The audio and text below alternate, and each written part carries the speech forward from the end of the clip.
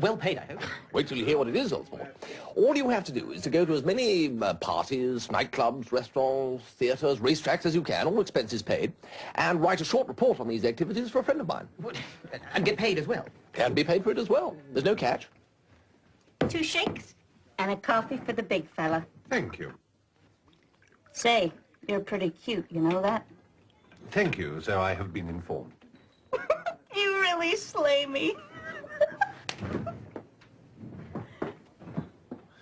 Jeeves, you seem to have a fatal fascination for the women of this country. Yes, it is a problem, sir. There's no chance of your switching it off or something, I suppose? I regret not, sir. I have to learn to bear it. As do the rest of us, Jeeves. Now, Vicky, about this painting the town red, when can you start, do you think? Oh, this evening. When did you have in mind, then? Well, we sort of hoped you could start tonight. Oh, no, I can't do that. I've got a novel to write before that, and 3 short stories to finish. I couldn't possibly do it. Blast. This is very frustrating, Jeeves. Surely there must be somebody who is willing to sacrifice himself on the altar of New York's nightlife. Jeeves, Jeeves! Sir? No, I mean Jeeves. You could do it. Good heavens, why didn't we think of that before? One doesn't like to push oneself forward, sir. My dearest Aunt Rockefeller, how can I ever thank you enough for giving me the opportunity to live in this astounding city? New York seems more wonderful every day. I was out with some of the crowd at the midnight revels the other night. Everyone was there. Oscar Hammerstein looked in about 1 o'clock and got off a good story about Flo Ziegfeld. Billy Burke looked upset. She's very protective towards Flo. The show at the revels is wonderful. I'm enclosing a program. Tuesday night, a few of us went round to the frolics on the roof. B. Lilly gave us her impression of President Hoover in the bathroom. A muted performance since Mrs. Hoover was hovering nearby. I thought I was in for a quiet night last night, but fate decreed otherwise. I ran into a few friends, and they took me along to the 21. It was Thelma Gautier's birthday, so of course we all had to wear hats. Doug Fairbanks did all sorts of stunts and made us roar. On the screen or off, he really is a most energetic fellow and full of charm. Mary Pickford wasn't with him last night, but she kindly sent me her regards. And so to Harlem. The music is astounding. My piano lessons with Miss Bultitude are really paying dividends, though Willie the Lion Smith says I've still got to work on my left hand. The new show at the Apollo is even better than the last. The dancing superb, and Josephine Baker really cooking with gas in the Terpsichorean department. Home at 3:30. It's odd, but even with only 3 or 4 hours sleep, I never seem to get tired. The finest musicians in the land find their way to 52nd Street. The skill and versatility of some of them is enough to take your breath away.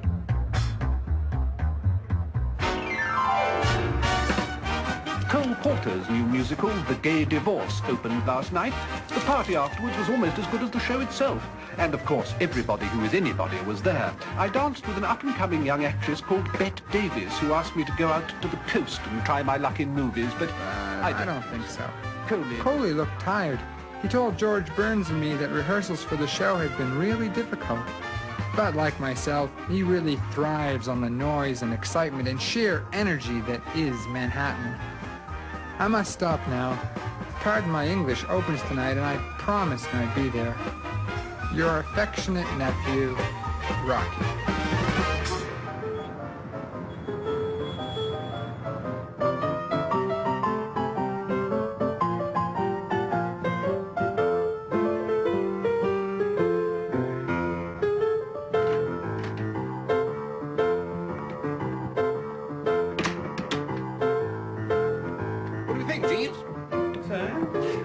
Extraordinary fellow playing the piano like this at the Onyx Club on 52nd Street. It's called Pine Top's Boogie Woogie. Indeed, sir, by the late Mr. Clarence Pinetop Smith. You've heard of it, Jeeves? Oh, indeed, sir. I was fortunate enough to attend a performance of that item by Mr. Meade Lux Lewis at Jack and Charlie's 21 only a few nights ago. He also gave us a spirited rendition of Honky Tonk Train Blues, a most stimulating composition. I don't think I know that one. Oh, if you'd like me to demonstrate, sir? By all means, Jeeves.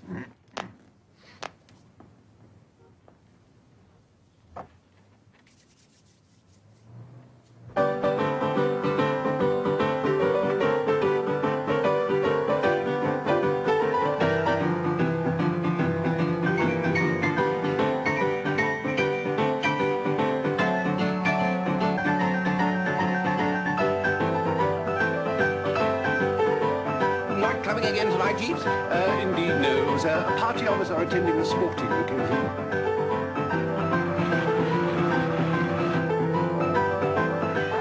I have not yet touched on the sporting scene in New York, but the sports fanatic is certainly well catered for. And in baseball, basketball, and the roller derby, the spirit of fair play itself is exemplified. May the best man win is the cry.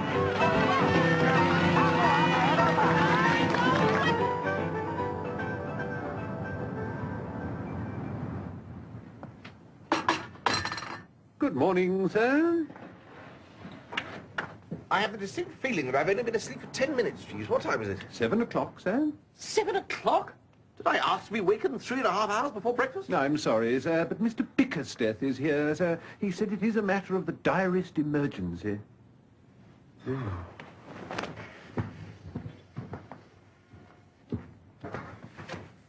Bicky, old top, I'm not, generally speaking, a man to complain.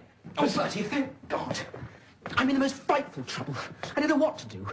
My father's arriving this morning. Bicky, did you get me up at this ungodly hour merely to keep me up to date with your family's social engagement? No, you ass. I wrote to my father, as Jeeves suggested, telling him that I'd dropped into rather a good business with here in New York, and that I decided to sort of chuck in the ranch idea. Yes. Well, now he says he's coming to stay with me. Well, what's wrong with that? Oh, everything's wrong with it. I've given him the impression that I'm living here in pretty good style. I can't have him coming to stay with me in a boarding house. Well, let him stay in a hotel, then. He won't. He isn't coming to stay with me out of family affection. He's coming to stay with me because it is free, and he is the biggest cheapskate alive. What am I going to do? Well, I don't know. What's he going to do, Jeeves? To what extent, sir, if the question is not a delicate one, are you prepared to assist Mr. Bickersteth? Well, I'll do everything I can, of course. Then if I might make the suggestion, sir, you might lend Mr. Bickersteth this flat. What? Mr. Bickersteth could give his grace the impression that he was the owner of it. And, with your permission, sir, I could convey the notion that I was in Mr. Bickersteth's employ and not in yours. But what about me? You would be residing here temporarily, sir, as Mr. Bickersteth's guest. I say, Bertie, I really couldn't impose on you like that. No, well, I really don't know how to thank you enough, Bertie. So how do we proceed then, Jeeves? His Grace's ship does not dock until 10 o'clock, sir. I would advocate the dispatching of a wireless message to His Grace on board the vessel, notifying him of your change of address. You could then meet him at the dock and return here directly. Would that make the situation, sir?